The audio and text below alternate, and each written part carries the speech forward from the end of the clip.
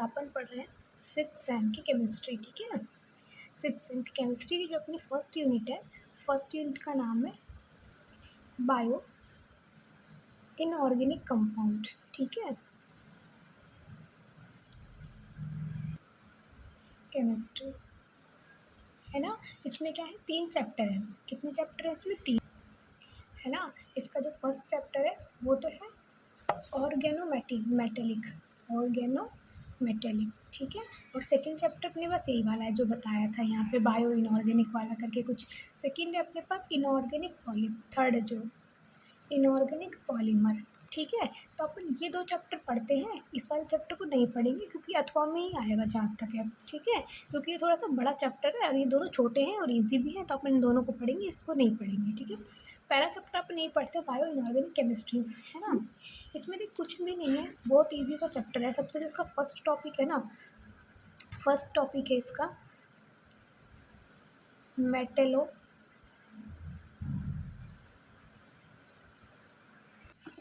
तो इसका नाम है मेटेलो पोरफायरिन, ठीक है। इसके अंदर अपन को बेसिकली क्या पढ़ना है? हीमोग्लोबिन। क्या पढ़ना है इसमें अपन को?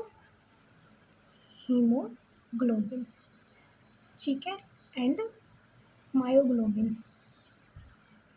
और ये अलग अलग नहीं पढ़ने, दोनों एक साथ ही पढ़ने, एक ही हेडिंग डालनी, हीमोग्लोबिन एंड मायोग्लोबिन, दोनों को अपन एक साथ पढ़ना है, ठीक है। ठीक है, जैसे अपन पढ़ेंगे मायोग्लोबिन के बारे में, तो अपन सबसे फर्स्ट लाइन लिखेंगे कि जो मायोग्लोबिन होता है ये एक पॉलीपेप्टाइड सीरीज़ है। ये क्या है? एक पॉलीपेप्टाइड सीरीज़ होती है जो ग्लोबिन प्रोटीन से बनी हुई है। जो किससे बनी हुई है? ग्लोबिन प्रोटीन से बनी हुई है। और इसमें एक हिम ग्रुप होता है, ठीक है। एक इसमें क्या होता है? हिम ग्रुप होता है, ठीक है। फिर अपन नेक्स्ट लिखेंगे, लेकिन जो हीमोग्लोबिन है, हीमोग्लोबिन में मायोग्लोबिन जैसी हीमोग्लोबिन में मायोग्लोबिन जैसी 4 सब यूनिट्स होती हैं, ठीक है। यानी कि जो मायोग्लोबिन है वो इन दोनों चीज़ों से मिलकर बना है, और हीमोग्लोबिन मायोग्लोबिन जैसे 4 यूनिट से मिलकर बना हुआ है। यानी कि इसमें 4 मायोग्लोबिन जुड़ी हुई होती हैं, 1 + 2 ऐसे 4 मायोग्लोबिन जुड़ करके एक हीमोग्लोबिन बनता है, ठीक है। तो बेसिकली अपन को इनके बारे में ये सब बातें पढ़नी है, जो कि इसमें समझने वाला कुछ नहीं है, सब रटने का ही है। सबसे अपन को पढ़ना होगा इनकी स्ट्रक्चर कैसी होती है, क्या होता है इनके अंदर, ठीक है। फिर अपन को बताना होगा हीमोग्लोबिन जैसे होता है हमारे ब्लड में प्रेजेंट होता है, ठीक है, ब्लड में प्रेजेंट होता है। फिर जब अपन क्या लेते हैं? सांस लेते हैं, तो सांस अपन लेते हैं तो अपनी बॉडी के अंदर क्या आती है? ऑक्सीजन आती है, ठीक है। और ऑक्सीजन के साथ में हीमोग्लोबिन मिलकर के क्या बना लेता है? ये बना लेता है ऑक्सी हीमोग्लोबिन। क्या बना लेता है? ऑक्सी हीमोग्लोबिन बना लेता है, ठीक है। तो अपने अपन ब्लड में हीमोग्लोबिन प्रेजेंट है, सांस लेते हैं तो ऑक्सीजन आते हैं, इनसे मिलकर के ऑक्सी हीमोग्लोबिन बना लेता है। ये इसका एक इंपॉर्टेंट पॉइंट है, ठीक है। ऐसे ही ना इसमें कुछ कुछ बातें अपन को हैं जो लिखनी है, ठीक है। उसके बाद जब ये ऑक्सी हीमोग्लोबिन सेल्स के अंदर जाता है, तो जब ये सेल्स के अंदर जाता है तो अपना ऑक्सीजन ये मायोग्लोबिन को दे देता है, ठीक है। तो इसमें ना ऐसे ही सब कुछ है, तो अब इसमें मैं क्या ही समझाऊँ, मैं लिख के भेज दूँगी तो वो कर लेना, ठीक है। कुछ नहीं करना, हीमोग्लोबिन मायोग्लोबिन है, मायोग्लोबिन इनसे मिलकर बना हुआ होता है, हीमोग्लोबिन मायोग्लोबिन जैसे 4 सब यूनिट से मिलकर बना हुआ होता है। हीमोग्लोबिन ब्लड में प्रेजेंट होता है, ऑक्सीजन के साथ मिलकर के ऑक्सी हीमोग्लोबिन बना लेता है। फिर जब ये सेल्स के अंदर जाता है तो अपना जो ये ऑक्सीजन है ये इसको मायोग्लोबिन को दे देता है, ठीक है। ऐसे इनकी 2-2 3-3 बातें और हैं, वो सब अपन कर लेंगे, है ना। ज़्यादा कुछ इसमें है नहीं, लेकिन इसमें सिर्फ अपन को 2 स्ट्रक्चर और याद रखनी है। देखो कौन कौन सी? एक तो ये वाली, ठीक है, बहुत ईजी है। इसमें देखो लग रही है कि कठिन सी है, हालांकि कुछ नहीं है इसमें। देखना ये वाली स्ट्रक्चर कैसी है, बीच में है फेरस, ठीक है। बीच में क्या है? फेरस है। ये 4 तरफ से जुड़ा हुआ है नाइट्रोजन से। अभी दूसरी नई पेज पे बनाती हूँ ना, 1 मिनट। इसमें देखो क्या है, बीच में है फेरस, ये 4 तरफ से जुड़ा हुआ है नाइट्रोजन के साथ में, ऐसे ऐसे और ऐसे, ठीक है। 4 नाइट्रोजन से ऐसे जुड़ा हुआ है, ठीक है। अब इन नाइट्रोजन के बीच में ऐसे करके यू ऐसे बॉन्ड बन रहे हैं, यू, ठीक है। और फिर ये यू जा करके और यू, और फिर इसके बीच में, फिर इन दोनों के बीच में, फिर इन दोनों के बीच में, ठीक है। इतना आ गया। उसके बाद में फिर ये यहाँ से, ये है जो, फिर ये जा कर के इनमें यू बॉन्ड बन रहा है डबल, है ना। इनमें यू जा करके यू बॉन्ड बन रहा है डबल। इस तरह से ज़्यादा डिफ़िकल्ट नहीं है ये, कुछ नहीं करना। पैरा से 4 अपन को नाइट्रोजन बनाने हैं, ठीक है। उसके बाद नाइट्रोजन में ऐसे करके बॉन्ड बना लेने हैं चारों तरफ, ठीक है। फिर जो अपने पास ये नाइट्रोजन में ये वाली बॉन्ड्स बनेंगी ना, ये वाली बॉन्ड्स ऐसे, ठीक है। तो इन बॉन्ड्स में क्या करना है, यहाँ पे कोने पर एक ऐसे ऐसे ऐसे करके एक ऐसा बॉन्ड और बना देना है सब तरफ, ठीक है, ये वाला। तो ये स्ट्रक्चर होती है हिम की, इसकी हिम की स्ट्रक्चर है, ठीक है। अगर ये ना भी याद हो तो भी चलेगा, ये तो चलो ठीक है, अगर नहीं याद हो रही है तो कोई बात नहीं, लेकिन जो अब बना रही हूँ ये वाली इंपॉर्टेंट है, ये याद होनी चाहिए। ये वाली कैसे है, फेरस, ठीक है। उसके बाद नाइट्रोजन, नाइट्रोजन, नाइट्रोजन और नाइट्रोजन, ठीक है। उसके बाद ये नाइट्रोजन ऐसे ऐसे, कुछ नहीं करना, इधर चारों तरफ से ऐसे निकाल देंगे, ठीक है। निकालने के बाद इनमें सिर्फ अपन को ऐसे बॉन्ड बनाने हैं, ठीक है। और जो ये वाली है ना, तो बेसिकली ये वाली स्ट्रक्चर है, ये इंपॉर्टेंट है, ये ऑक्सी हीमोग्लोबिन की स्ट्रक्चर है, ये हमें याद होनी चाहिए किसकी स्ट्रक्चर है, ऑक्सी हीमोग्लोबिन की, ठीक है। समझ में आया। और एक अपन को ये ग्राफ याद होना चाहिए इसका, ठीक है। तो हीमोग्लोबिन में ज़्यादा कुछ नहीं है, ईजी सा है, मैं लिख के भेज दूँगी, कर लेना, ठीक है। तो इसका फर्स्ट टॉपिक था हीमोग्लोबिन, ठीक है। तो हीमोग्लोबिन कर लेंगे। सेकंड जो टॉपिक है इसका वो है क्या, biological role of alkali and alkaline metal, ठीक है, एल्कलाइन एंड एल्कलाइन मेटल, ठीक है। ये भी बहुत इजी टॉपिक है, इसमें भी कुछ नहीं है देखना। इसमें क्या है कि जैसे अपने पास जो एलिमेंट्स होते हैं, है ना, जैसे कि आयरन है, आयरन को अपन किससे शो करते हैं, Fe, ये क्या है, आयरन है। तो आयरन का हमारी बॉडी में क्या रोल है, ठीक है, हमारी बॉडी में क्या रोल है। तो आयरन का हमारी बॉडी में क्या रोल है, जैसे अगर अपन को आयरन की क्या हो जाती है, कमी हो जाती है हमारी बॉडी में, अगर आयरन की कमी हो जाती है तो इसका मतलब क्या होता है कि हमारी बॉडी में ब्लड की कमी है, ठीक है।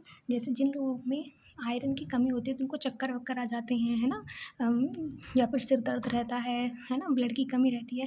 तो आयरन का हमारी बॉडी में ब्लड के अंदर रहता है। अगर बॉडी में आयरन की कमी हो जाती है तो हमें ब्लड की कमी होती है, जिससे हमें एनीमिया डिजीज़ हो जाती है। कौन सी वाली, एनीमिया, ठीक है। एनीमिया डिजीज़ हो जाती है और चक्कर वक्कर आ जाते हैं, ठीक है। उसी के साथ आयोडीन, ठीक है, आयोडीन। तो हमारी बॉडी में आयोडीन क्यों ज़रूरी होता है, जैसे कई लोग होते हैं जिन लोगों को आयोडीन की कमी हो जाती है, तो उन लोगों को क्या, कौन सी डिजीज़ हो जाती है, थायराइड। ये बात अपन को पता है, आयोडीन की कमी है तो थायराइड हो जाएगा, ठीक है। इसी तरह से है अपने पास क्लोरीन भी हमारी बॉडी में बहुत ज़्यादा ज़रूरी होता है, इसकी कमी से क्या होगा वो पढ़ना है, ठीक है। फिर उसके बाद है अपने पास सल्फ़र है ना, फॉस्फोरस है, इसके अलावा अपने पास लिथियम है। तो ऐसे ना कुछ कुछ मेटल्स हैं जिनके बारे में अपन को पढ़ना है कि हमारी बॉडी में क्यों ज़रूरी है, ठीक है। ये मेटल पढ़ने के साथ अपन को एक चीज़ और पढ़नी है, कैल्शियम के बारे में, ठीक है। इन सबको तो अपन सिर्फ एक एक दो दो लाइन पढ़ेंगे, जैसे कि अपन 2 लाइन अपन ने फेरस के आयरन के बारे में लिख दी कि आयरन बॉडी में बहुत ज़्यादा ज़रूरी होता है, अगर आयरन की कमी होगी तो ब्लड की कमी हो जाएगी, जिसकी वजह से हमको एनीमिया हो जाएगा, ठीक है। ऐसे ही आयोडीन में अपन को 2 लाइन लिखनी है, इन सब में तो 2-2 लाइन लिखनी है। लेकिन जो कैल्शियम है इसके बारे में अपन को 1 पेज लिखना है, उसे 1 पेज में अपन को ज़्यादा कुछ नहीं लिखना, यही लिखना है कि कैल्शियम बॉडी में बहुत ज़रूरी होता है, ठीक है। कैल्शियम हड्डियों में पाया जाता है, किस में पाया जाता है, बोन में। और किस में पाया जाता है, सेकंड पॉइंट में लिख देते हैं अपन, टीथ में, ठीक है, टीथ में पाया जाता है। अगर कैल्शियम की कमी हो जाती है तो हड्डियाँ कैसी हो जाती हैं, कमज़ोर हो जाती हैं, ठीक है। हड्डियाँ कैसी हो जाती हैं, कमज़ोर हो जाती हैं, और टीथ भी कैसे हो जाते हैं, कमज़ोर हो जाते हैं। ऐसे कैल्शियम का हमारी बॉडी में कहाँ कहाँ ज़रूरत पड़ती है, तो अपन को वो बात लिखनी है। इसके अलावा कैल्शियम को प्लांट्स में भी देखा जाता है, प्लांट्स की जो सेल वॉल होती है, प्लांट्स की जो सेल वॉल होती है वो कैल्शियम की ही बनी हुई होती है। इसके अलावा जो पक्षी होते हैं, पक्षियों में भी इसका बहुत इंपॉर्टेंट रोल होता है। इसके अलावा ब्लड क्लोटिंग में भी ये अपना हेल्प करता है। तो इन सब एलिमेंट्स के बारे में तो 2-2 लाइन लिखनी है, और कैल्शियम के बारे में पूरा 1 पेज लिखना है। कैल्शियम के सारे रोल पढ़ने हैं कि कैल्शियम हमारी बॉडी में क्यों ज़रूरी है, ठीक है। ये क्वेश्चन इसके नाम से आएगा, biological role of alkaline and alkaline metal, ठीक है। तो ये भी बहुत ईजी सा टॉपिक है। अपने पास जो थर्ड टॉपिक है इसका वो है नाइट्रोजन फिक्सेशन, ठीक है। नाइट्रोजन फिक्सेशन में भी कुछ खास नहीं है। जैसे अपने पास इन्वायरमेंट में सबसे ज़्यादा जो मिलती है, कौन सी गैस मिलती है, नाइट्रोजन मिलती है सबसे ज़्यादा। अब इस नाइट्रोजन को ना ऐसे ही नहीं छोड़ा जाता, इसको अपन फिक्स करते हैं, इसको कहीं ना कहीं कैसे ना कैसे यूज़ लेते हैं, ठीक है। तो इसको कहाँ कहाँ यूज़ लेते हैं, जैसे कि अपने पास प्लांट्स के अंदर एक बैक्टीरिया होता है जिसको बोलते हैं अपन राइजोबियम, ठीक है। तो वो राइजोबियम इस नाइट्रोजन के साथ में मिलकर कुछ बनाता है, तो वो है ना। इसका मैं एक यूट्यूब का वीडियो भेज दूँगी नाइट्रोजन फिक्सेशन का, है ना, तो इससे समझ में आ जाएगा, ठीक है। तो इसका जो फर्स्ट टॉपिक था वो कौन सा था, हीमोग्लोबिन और मायोग्लोबिन था, ठीक है। सेकेंड टॉपिक था एलिमेंट्स थे, कैल्शियम, आयरन, है ना, फॉस्फोरस वगैरह ये सब थे। तो ये 3 टॉपिक तो ये रह गए, है ना। 3 टॉपिक तो ये हो गए। जो चौथा टॉपिक है अपने पास, फोर्थ टॉपिक अपने पास है, क्या है, इनऑर्गेनिक पॉलीमर। इनऑर्गेनिक पॉलीमर के नाम से है, ठीक है, इनऑर्गेनिक पॉलीमर। तो इसमें अपन को ना 2 चीज़ पढ़नी है पहले तो, है ना। ये भी वैसे इजी ही है, थोड़ा सा हल्का सा वैसा है। एक तो है सिलिकॉन्स, ठीक है, एक तो है सिलिकॉन और एक है फॉस्फेजीन्स, ठीक है। एक सिलिकॉन है, एक फॉस्फेजीन्स है, ठीक है। इसके बारे में सबसे पहले तो आपको कुछ कुछ बेसिक बातें पढ़नी है। क्या पढ़ना है, कुछ कुछ बेसिक बातें पढ़नी है कि क्या होता है, इसकी स्ट्रक्चर कैसी होती है। जैसे अपने पास सिलिकॉन का जो वो सिंबल होता है वो होता है ये ऐसा ही, ठीक है। तो अपने पास सिलिकॉन और सिलिकॉन ये होता है सिलिकेन्स, ठीक है। ये इसका वो होता है फॉर्मूला टाइप से, ठीक है।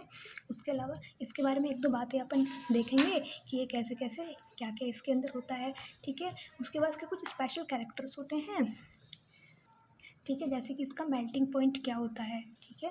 और इसके अंदर ना स्ट्रॉन्ग बॉन्ड पाया जाता है, स्ट्रॉन्ग बॉन्ड पाया जाता है, जिसकी वजह से ये वीक एसिड से इफ़ेक्ट होता है, ठीक है। ऐसे इसके 1-2 पॉइंट्स हैं, वो करना है। और उसके बाद इसके अपने पास में इसका सिंथेसिस क्या है, इसको बनाया कैसे जाता है, ठीक है। तो उसमें अपन को 2 रिएक्शंस पढ़नी है ना। तो वो 2 रिएक्शंस कौन कौन सी हैं, सबसे पहले पढ़ना है अपन को। सबसे फर्स्ट जो इसकी रिएक्शन है वो है एरोमेटिक, ठीक है। एरोमेटिक से इसमें बेसिकली अपन को क्या करना है, ऐसे एक बेंजीन लेना है, ठीक है। ये रहा अपने पास बेंजीन, इसकी रिएक्शन करवाएंगे HiCl3 के साथ में, ठीक है। कुछ नहीं होगा, सीधा बॉन्ड बन जाएगा। बेंजीन है, इसको जोड़ देंगे इसके साथ, कुछ किया अपन ने, इन दोनों के बीच में सिर्फ एक बॉन्ड बन जाएगा, है ना। एक सिंपल सी रिएक्शन ये याद कर लेना। एक रिएक्शन और है, उसमें भी कुछ नहीं करना, उसमें भी आपको सेम यही चीज़ लेनी है, HCl3।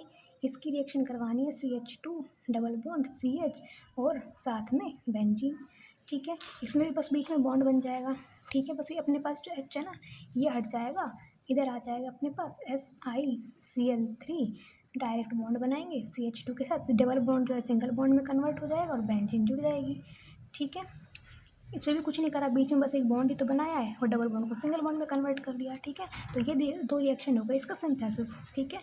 उसके बाद इसके कुछ यूजेस हैं कि इसका यूज़ अपन कहाँ करते हैं, ये सेम यही बातें अपन को इसमें पढ़नी है। लेकिन जो इसका सिंथेसिस है ना, इसका सिंथेसिस जो है वो थोड़ा सा डिफ़िकल्ट है। इसमें पहले अपन कुछ कुछ पॉइंट्स पढ़ेंगे कि इसके बारे में, इसका मेल्टिंग पॉइंट क्या होता है, ये वीक बॉन्ड बनाता है या स्ट्रॉन्ग बॉन्ड बनाता है। फिर अपन इसके यहाँ पे इसके यूज़ पढ़ेंगे, ठीक है। बीच का सिंथेसिस वाला हिस्सा रह जाएगा, है ना। देखो इसका सिंथेसिस ना ये है ये थोड़ा सा डिफ़िकल्ट लग रहा है सिंथेसिस इसका। इसमें अपन को ये करना है, फिर इसकी रिएक्शन करनी है, ये करनी है, ठीक है। तो अगर एग्ज़ाम में आएगा तो इसके कुछ कुछ पॉइंट लिख देना, यूज़ लिख देना, रह जाएगा सिंथेसिस, ठीक है। सिंथेसिस में अपने पास स्ट्रक्चर्स ही हैं इसकी बहुत सारी, ठीक है। तो सिंथेसिस के लिए थोड़ा सा पेज छोड़ देना, वो अपन अपने तरीके से कर लेंगे, क्योंकि ये तो ऐसे स्ट्रक्चर ही तो है, स्ट्रक्चर तो ईजी भी होता है थोड़ा सा, है ना। तो अगर पेपर में ये आता है फॉस्फीन तो इसके पॉइंट्स लिख देना, यूजेस लिख देना, सिंथेसिस रह जाएगा, वो अपन अपने तरीके से कर लेंगे, ठीक है। इसमें एक लास्ट रो है एक चीज़, वो क्या है अपने पास, ट्राई फॉस्फेजीन, ठीक है। इसमें भी सेम यही जैसे इसमें है ना, इसकी 1-2 बातें हैं, इसमें सिंथेसिस नहीं है, लेकिन इसमें अच्छी बात है सिंथेसिस नहीं है, इसकी सिर्फ अपने पास पॉइंट्स हैं और इसकी स्ट्रक्चर है। स्ट्रक्चर इसकी ईजी है, देखना स्ट्रक्चर कैसी है। पी ये जुड़ा है 2 Cl के साथ, ठीक है। उसके बाद एक यहाँ पे लेंगे P, ये भी जुड़ा है 2 Cl के साथ, एक यहाँ पे लेंगे P, ये भी जुड़ा है 2 Cl के साथ में, ठीक है। 2 क्लोरीन के साथ में जुड़ा हुआ है, ठीक है। उसके बाद इनके बीच में बॉन्ड बनेगा तो बीच में आ जाएगा नाइट्रोजन, इस तरह से। कोई दिक्कत आई इसमें, नहीं आई। 3 P लेंगे, क्लोरीन के साथ जोड़ देंगे और यहाँ पे नाइट्रोजन जोड़ देंगे और नाइट्रोजन के बीच में 180 डिग्री का यहाँ पे एंगल है। ठीक है, तो अपने पास अपन ने इसमें क्या क्या पढ़ा। ठीक है, तो अपन ने इसमें क्या क्या पढ़ा, सबसे पहले अपन ने पढ़ा हीमोग्लोबिन और मायोग्लोबिन। ठीक है, हीमोग्लोबिन पढ़ा, मायोग्लोबिन पढ़ा। ठीक है, उसके बाद अपन ने कैल्शियम, आयरन, फॉस्फोरस, ये सब चीज़ें अपनी बॉडी में क्या रोल करती हैं ये पढ़ा। ठीक है, उसके बाद है इसमें नाइट्रोजन फिक्सेशन। ठीक है, जो कि यूट्यूब से कर लेंगे। ठीक है, उसके बाद है इसमें सिलिकॉन, एक है फॉस्फेजिन और एक है ट्राईफॉस्फेजिन। ठीक है, सिलिकॉन वाला कर लेंगे, फॉस्फोजिन वाला भी हो जाएगा। इसका सिंथेसिस अपन ने पढ़ा नहीं है, बेसिकली अपन ने क्या पढ़ा है, इनके कुछ पॉइंट पढ़े हैं, फिर इनके यूज़ पढ़े हैं और बीच में अपन ने इनका सिंथेसिस पढ़ा है ना। और तो इसमें भी कुछ नहीं है, इसका अपने पास पॉइंट्स कर लेंगे, सिंथेसिस रह जाएगा, वो अपन अपने तरीके से करेंगे। ठीक है, तो अपन ने इसमें बेसिकली ये टॉपिक्स हैं वो पढ़े हैं।